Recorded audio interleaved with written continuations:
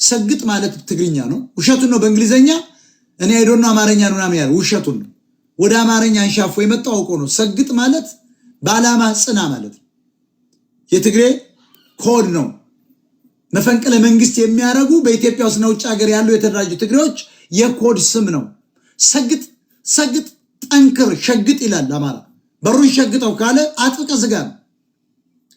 ከትግሬነታችሁ አትነቃነቁ፣ ከስራችሁ ከዓላማችሁ እንዳትወጡ ቀጥል፣ ከመግደልም ከምንም አትመለስ፣ ወደ ስልጣን ለመሄድ ስራ እያለ ነው። ሰግጥ ማለት ያ ነው። ፈምስ የሚል ውሸቱ ነው። ኮድ ነው። ሰግጥ በትግሬኛ ማንኛውም ትግሬ ጂኤምቲቪ ካለ መጥቶ ይተርጉሙ። ሂዱና በትግርኛ ዲክሽነሪ አንብቡት። ሰግጥ የአማርኛ ቃልም አይደለም፣ ሸግጥ ነው የአማርኛ ቃል። ሰግጥ ግን ሰግጥ ማለት እንደ ማህይ ምናምን ማለት አይደለም። ሰገጤ የሚሉ ጉራጌ የብልጽግና ፖሊሶች የህፃናቱን የዚህ ወጣቶች አሁን ራቁቱን ወጥቶ አዶናይ ራበን ከመቀሌ መጣን፣ ውሸት ነው። መቀሌ ሰው ሊረባው አይችልም። ለ100 ዓመት የሚቆይ ጤፍ ቀብረዋል። በ1983 ሲመጡ የወሰዱት ቡና እስካሁን አልነቀዘም። ሰብሎች እስካሁን በአንደርግራውንድ በሳይንስ የተጠበቁ ናቸው። ለ100 ዓመት ለ200 ዓመት ለትግራይ ህዝብ ተብሎ ሪዘርቭ የሆነ ጤፍ አለ። ብታምኑም ባታምኑም ከየርሻ ልማቱ ነው፣ ከየርሻ ሰብሉ ነው የጫኑት ከየጎተራው። የአዲስ አበባን ጎተራ ባዶ ነው ያደረጉት፣ ማርቆስን ባዶ ነው ያደረጉት። ያን ሁሉ ጤፍ ደግሞ ለ200 ዓመት ሳይበላሽ ይቀመጣል። አንደርግራውንድ በተሰራ መርካቶ በላይ የሚያክል ዲፖስ የተቀመጠ ነው። ትግሬ ህዝብ ይልቅ ያንን ካላወቅ ከዚያ ውስጥ አለለ ራበኝ እያልክ ወልቃይትን ከምትመኝ ያንን እያወጣ ብላ ህዋትን አጥፋ። ያ ንብረት ያንተ ነው። ስለዚህ ህፃናቱን ወጣቶችን በማሰር መመርመር፣ በመግረፍ ጀርባቸውን የህፃን ነው አዶና እያለ እንዳለቁት ያ እድሜው ትንሽ እንዳይመስላችሁ። አዲስ አበባ ውስጥ የመሸጉ ቢሊዮነሮች አሉ፣ ጀነራሎች ጡረታ ይወጣሉ፣ ተንፈላሰው በቪላ ቤት ውስጥ የሚኖሩ አሉ። ወደ እነዚያ ያመሩሃል። ይሄ ሁሉ ወጣት ቲክታክ ላይ በውጭ ሀገር አሁን በእንግሊዘኛ የሚቀሰቅሱ አዶና ይፈታ የሚሉ በሙሉ የአብይ አህመድ አምባሳደሮች በፍጥነት አሜሪካ ውስጥ ያሉትን በፋኖም በምንም ጨማምራችሁ በወንጀል ከሳችሁ መውሰድ ነው። ከዚህ በኋላ አዶና እያለ የሚወጣ ካለ ቪዲዮውን ለአብይ አህመድ የደህንነት አካል መላክ ብቻ፣ ለኤምባሲ አቅርቡ። እነዚህ ሰዎች እንደ ኔፓል አብዮት ቀስቅሰው ለመምጣት የሚሰሩት ነው።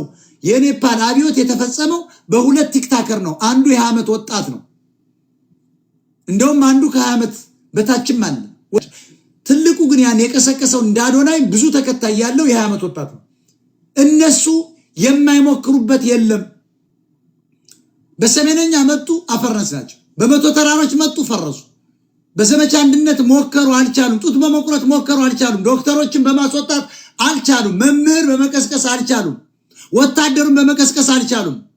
የዩኒቨርሲቲ ተማሪዎችና መምህራን በኦነጋዊ አስተሳሰብ ባላቸው ኦሮሞዎች ሞከሩ፣ አልቻሉም። አሁን ደግሞ ቲክታክ አዋርድ ብለው አንድ 5ኛ ጩፋ እነ ጠቅላይ ሚኒስትሩን ባይዘው የሚያሞግሰው መንሱር ጀማል ውሸቱን ከጀዋር መሐመድ ጋር የእስላም አክራሪነት ለመማር ኤዥያ እኮ የተላኩ ናቸው። ውሸቱን ነው። መንሱር ጀማል የሞሳድ አባል ነው። እስራኤል ኤምባሲ የሚገባ ሰው እዚያ ገብቶ ያገኘው ሰው ነግሮኛል። መንሱር አሁን ገብቶ የለበሰውን ልብስ ፎቶውን ላወጣ ይችላል። እያታለለ ነው። እልም ያለ አታላይ ነው። እሱ ነው ወደ ኦሮሚያ ወሰደው። አብይን ነው ግን ሁሌ መንሱር የሚደግፈው አይደል? አንደኛ ገንዘብ ለመዝረፍ ነው። መንሱር ግን አላማው ከጀዋር መሐመድ ጋር ነው የሚሰራው። ጀዋር ደግሞ ከልደቱ ጋር ነው የሚሰራው። ልደቱ ደግሞ ከደብረጽዮን ጋር ነው። ኔፓል የሚላችሁ ይሄ ነው። አልገባውም ህዝቡ። የደሃ ልጅ ማግደው ነሻለቃ ዳዊት የሚባሉ ሁሉ እኮ የሚያወሩት ሁሉም ፖለቲከኛ ነኝ የሚለው አመጽ አስነስቶ ከዘመነ ካሴ ጀምሮ ከተማ እንገናኝ ነው። አመጽ አስነስቶ የደሃ ልጅ ገለው አብይን ጎትተው ገለው ደብረጽዮንን ማምጣት ነው። ስለዚህ ትልልቆችን ስንመታ ስናጋልጥ በህፃናት በአዲስ አበባ ከተማና በሌላ በረንዳ ዳሪዎች በኩል አዶናይ በሚል አሰልፈው ጥቅስ አጽፈው እየመጡ ነው። ስለዚህ የህፃናቱ ቤተሰቦች በፍጥነት መታሰር እና መመርመር መጀመር አለበት። ያካቸው ቤተሰቦቻቸው በሙሉ መያዝ አለባቸው። ቤተሰቦቻቸውን ያረጉት ነው እነዚህ ህፃናት ይዘው የመጡ። ማን ነው ይሄን መፈክር ጽፎ የሰጣችሁ ብሎ ኦሮሞ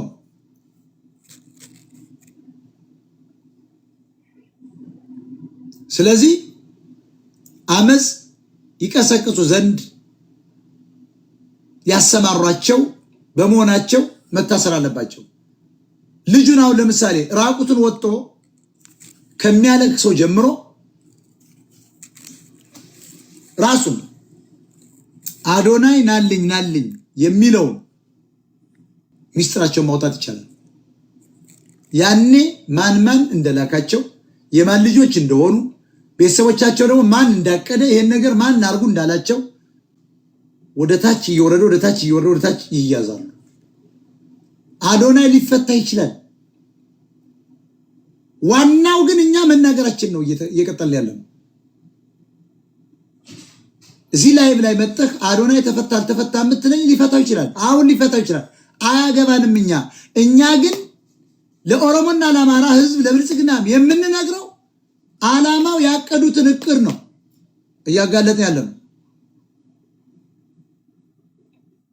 በውጭ ሀገር ዜና ሁሉ የሚያስነግሩ ውሸታቸውን ነው። ቢፈታም እንኳ ሊፈታ ይችላል። ቢፈታም እንኳ በፍጥነት ወደ ተዝነ ያለበት